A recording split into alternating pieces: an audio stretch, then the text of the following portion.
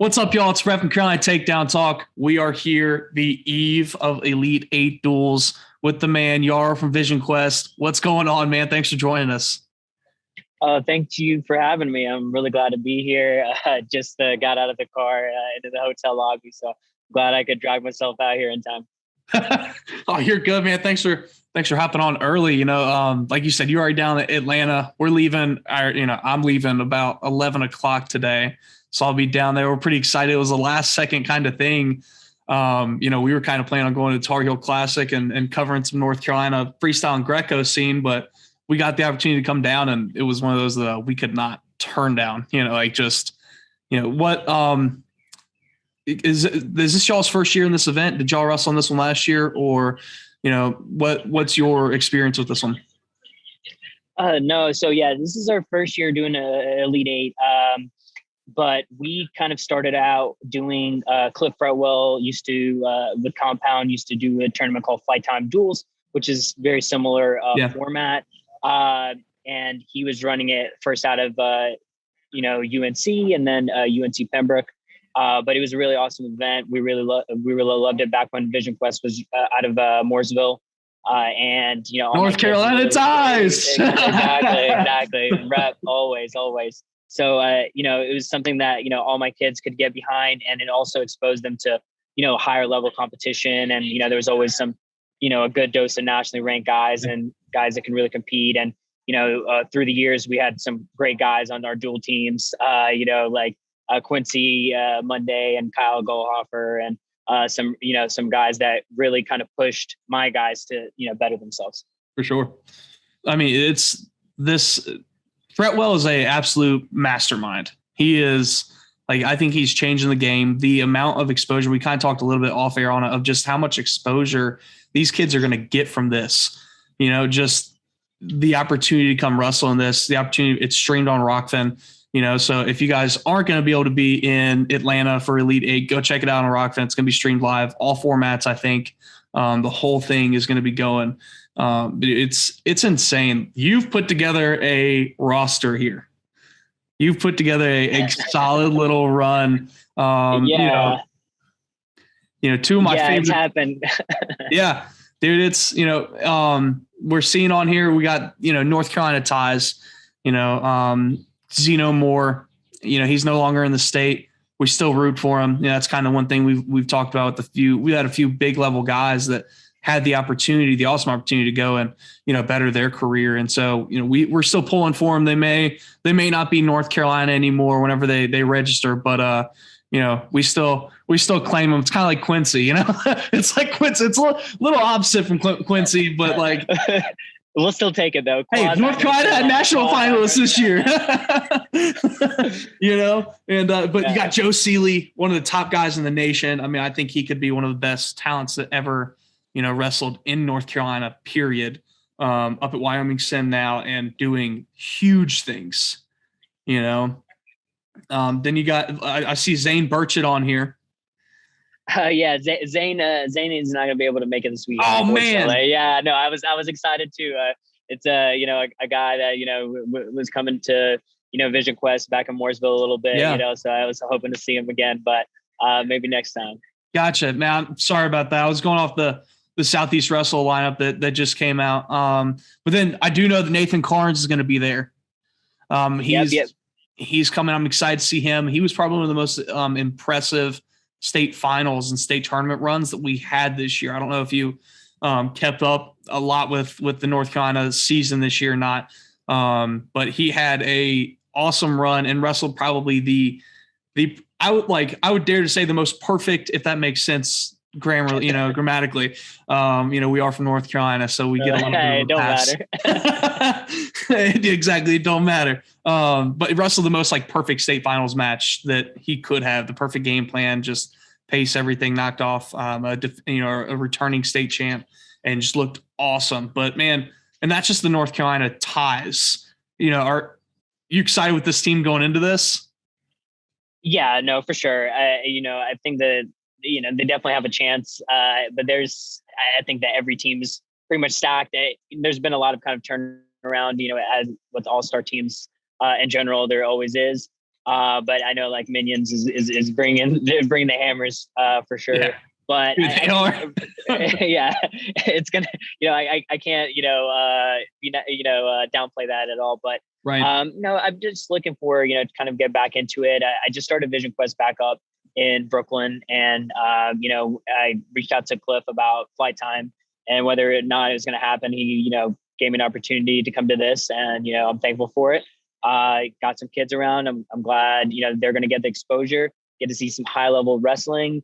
Hopefully get some of our North Carolina kids or North Carolina, quasi North Carolina kids, some ranked matches, some college coach exposure, get them some wins, some experience and things, that are going to make them better. Man, and I think that's the coolest thing about this event is just how much, I think Cliff kind of has taken on that moniker of like Dirty South versus the world, right? And people forget that the North Carolina, like we're down here in the Dirty South. Like Dirty South just isn't Georgia. I don't know if they're just neglecting us, or I don't know if we're adopted into the Dirty South, but people kind of forget about us down here. And we've got some top kids. We've got some really tough kids, and some of our best kids are coming to this tournament, are coming and wrestling. We've got Devin Bell, we've got Matt Rowland. We got Jameer, who is one of is a nationally ranked heavyweight that he still feels like he has a lot to prove and still coming.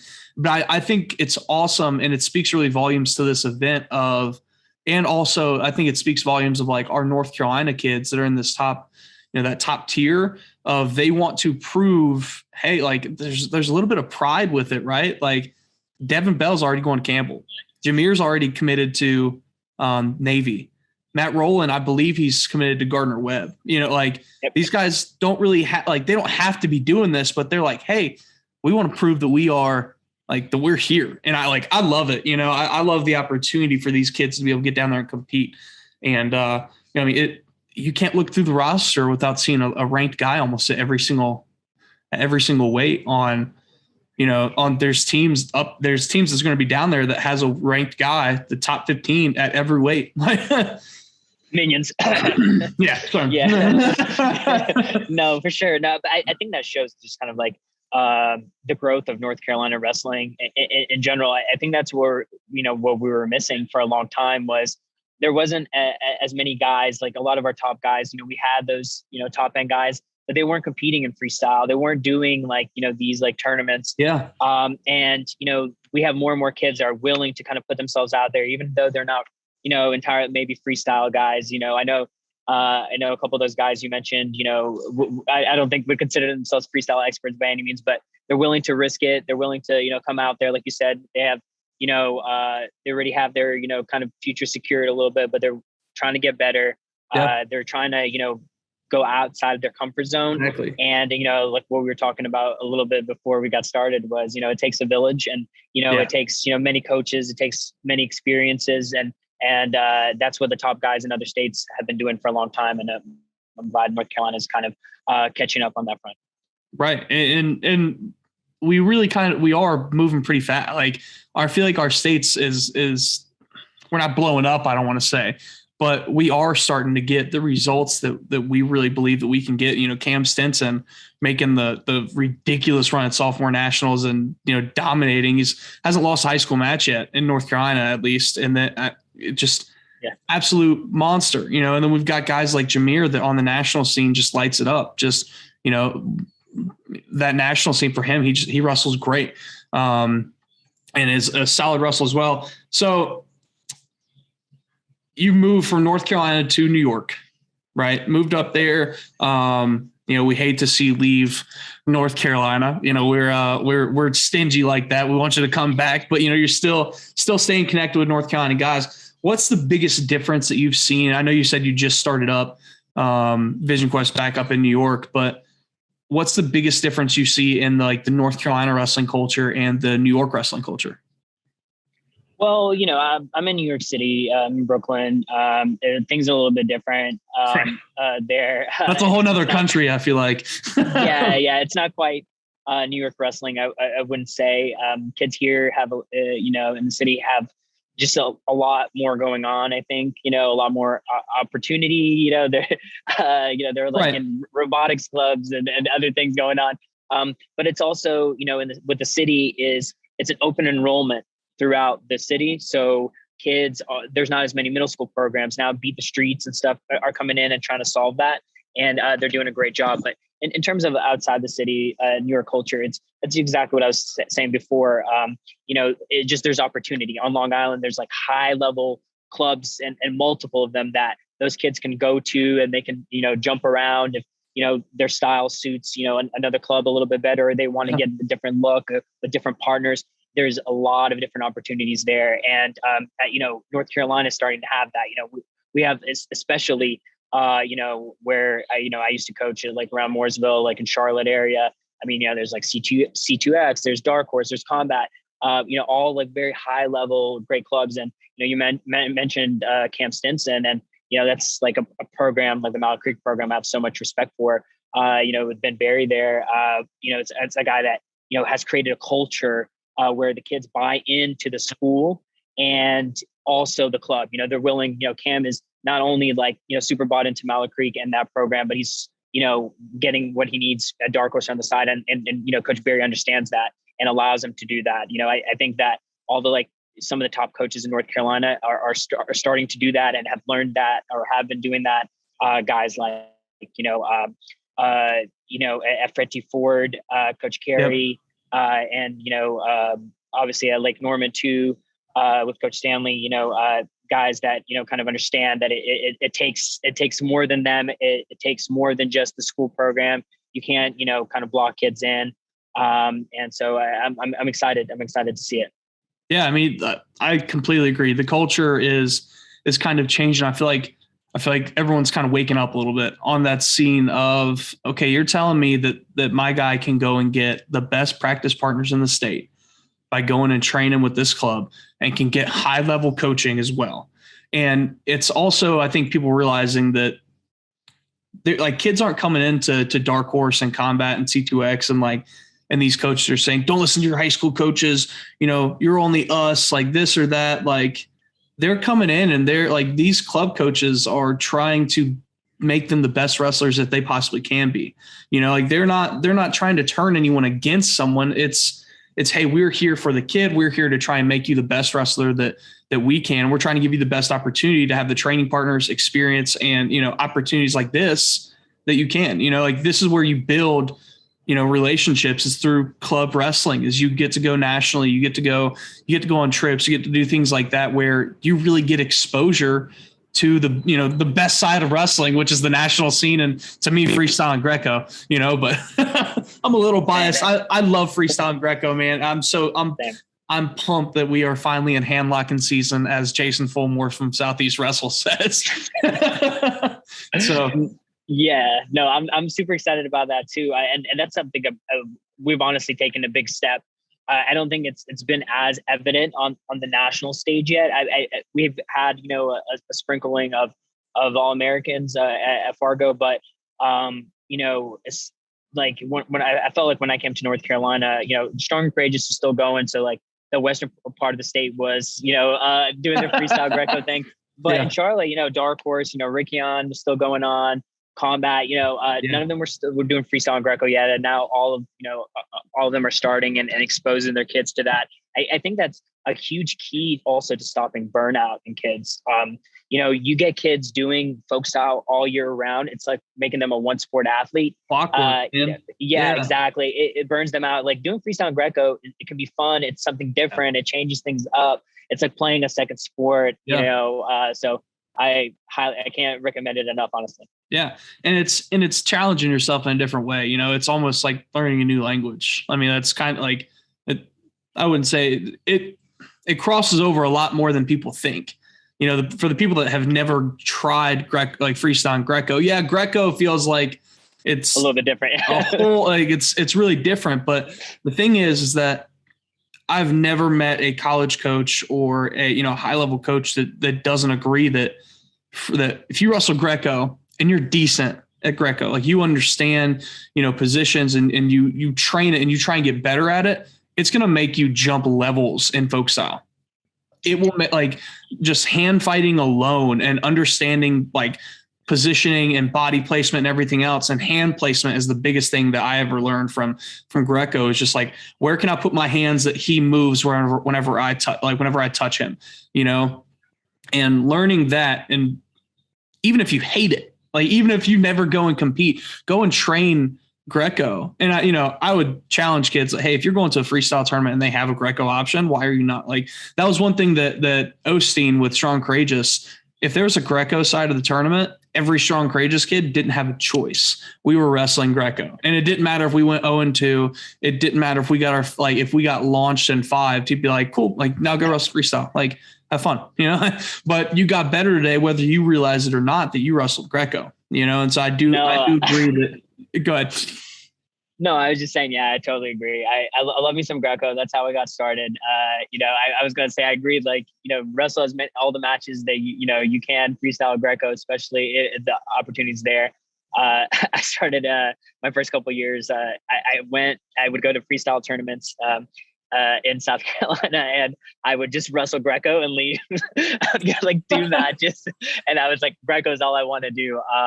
My dad, he was a big judoku in the Soviet Union. And so he was trying to get me to, do judo, and not really an option in South Carolina. So I was like, next best thing, Greco, so, but when I kind of got out of that bubble and, I realized, just throwing upper body throws, there's more to life than that. Yes. I instantly became so much better. It just, even if you might not like the other styles, it just opens up, opens up your eyes, opens up, your horizons, and honestly makes you so much more dynamic, whether or not you realize it. No, exactly. I mean, and it's just, I don't understand why why coaches aren't pushing to have their kids go and train and have their kids go and compete. It's just, I feel like some of them are cheating their kids. Do you think it's something that coaches aren't confident in coaching it, or they aren't confident in, their experience with it, or, what do you think is the answer to that? Or is that kind of the $1 million mystery question that, once we figure it out, we can, extend, yeah, no. I mean, it is a little bit, Da Vinci Code in here, but I think that honestly, it's not a intentional thing. This has been something that for years now we've talked about, I think, and especially since clubs have become a thing, coaches that get protective of their kids. Yeah. Certain ones do.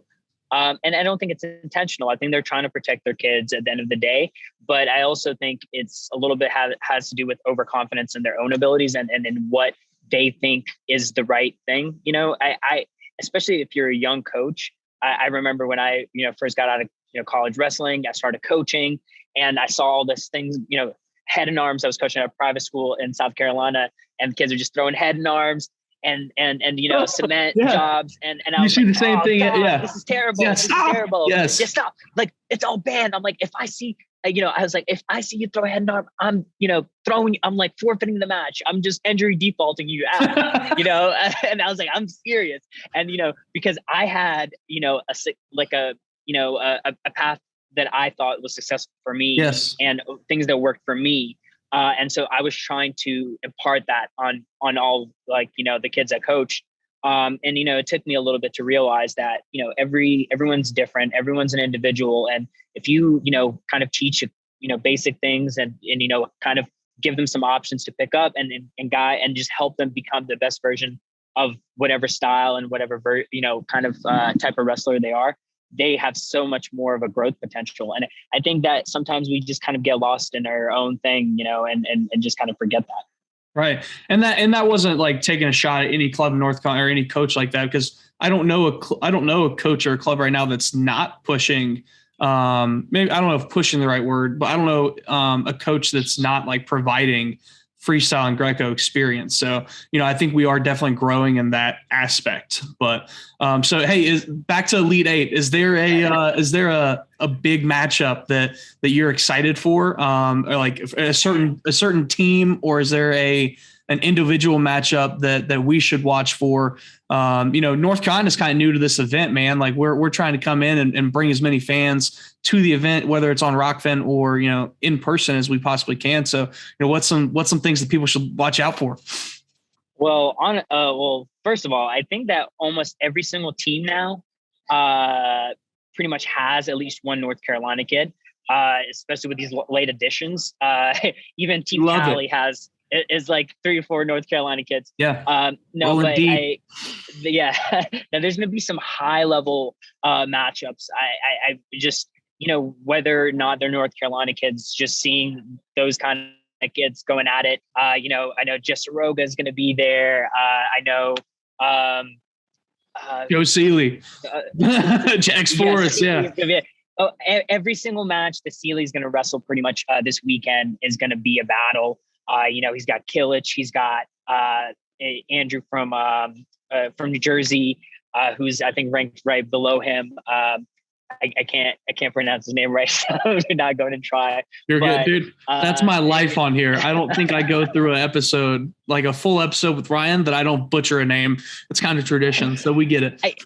I try to take pride in it. Obviously my last name is pretty hard to say itself, so I try to do better. But I'm not even gonna try it. Yeah, you should have. Growing up in South Carolina, I've heard it all. I think. Oh gosh, nothing you can say wrong. I think my first. In second grade, my teacher first day of school was like, Yugoslavia. Do we have a Yugoslavia in here? Like, okay, I'm going by Yaro from now on. That reminds me of the Aziz Ansari comedian special that he did, where he came over and it does the whole South Carolina bit. But I understand. I'm lucky that mine is pretty simple. I think your first name has as many letters as my full, Red and Hoy there. So. Yeah, my full first name for sure. But no, in terms of matchups, like you said, I believe that almost every single weight, if not every weight class, has at least one nationally ranked guy, and most of the other guys are just like bubble guys that can compete. Yeah. And it's really a time to kind of also show what North Carolina guys can do. Regardless, I don't know, if they're gonna have good matches or not, but I do know that our North Carolina guys can compete and they are able to hang with a lot of these guys. And I'm just, happy to see that they're willing to put it on the line there and, have at it. Definitely. I mean, and it's kind of the same thing as I did like a mindset video before in HSCAs. And I kind of talked about it with Tanner Sewell from the Recruiting Accelerator a little bit. And it's that mindset of you've got a ranked guy in front of you. You're about to take the mat. Why are we scared of this? This is an opportunity, especially if this kid's committed or being recruited. Cliff already said there's going to be some Big Ten coaches in the building. Like, I think we talked about there's probably going to be some ACC coaches in the building. I mean, if you're a college coach and you're in the Southeast, I don't understand why you're not making the trip to Atlanta to see this event. Just saying, I want to throw that out there is like, if you're not there, you're kind of missing out on the recruiting scene because there's some kids here that are really, right there on the bubble that, they may be behind a big kid, but they stepped in. And the thing is, I love about the kids that are coming to compete this weekend is that they took the opportunity to come and compete. Like they don't have to be here. These kids don't have to come wrestle these ranked kids, but the mindset of these guys is that, hey, I have an opportunity. I'm going to go. Like, I'm going to go compete. I'm going to go show that I believe I'm the best guy in the nation. And here's like my chance to do it, And so like back to kind of the mindset part is like, these North Carolina guys, I kind of want to challenge them is, hey, you have a ranked guy, you've got a kid that's committed, go put on a good performance. Like go wrestle your heart out. Like just go wrestle your butt off. And if you win, sweet. Like, heck yeah. If you lose, you just put together an awesome performance against a top ranked kid, against a high level kid that the coach that's recruiting him, guess what? He just got to watch you as well, put up wrestle a great match. And so I can't thank like Fretwell and, all the guys that created this event and you guys as coaches, as teams putting them together and giving these kids opportunities. That's a game changer right there, man. Yeah. Cliff Fretwell and Shane Chittum and all those guys that have done such a great job with this event and just in general with, wrestling for the Southeast, have done tremendous things. honestly, I don't think people realize how much Cliff has done in terms of exposure for not only Georgia wrestling, but Southeast wrestling in general. No joke. So, we owe a lot to Cliff. Yeah, no, for sure. A lot of guys, here are dedicated. A lot of, ladies and guys are dedicated and pushing it. And we have those people that are passionate about it. And that's honestly what it takes. We see coaches and the coaches that are making the biggest difference in North Carolina or elsewhere, or people that are involved in wrestling making a difference. Were people that didn't even wrestle, but they're just willing to put the time and the passion in, it's amazing to see. It always kind of gets me going. No, I hear you, man. And so, but awesome. We'll let you get settled in. I know we caught you just as you got to Atlanta. We'll see you this evening, this afternoon. We'll be on the way down, and I can't wait to see this, man. Good luck to you and your team, and have fun. That's just that's the biggest thing. Do you have anything to say to your team if they're to watch this before this thing kicks off? Well, they already know what I'm going to say. We're just getting ready to which side we're going to raise that trophy on. We're going to get some nice robes. I saw Cliff posting on. We're going to have some North Carolina kid surprise. Zeno Moore is about to show what an 8th grader can do. Nathan Cards is about to beat some ring guys at 220 and heavyweight. We're pumped. We're excited to see it. Thanks for having us on. Thanks, man.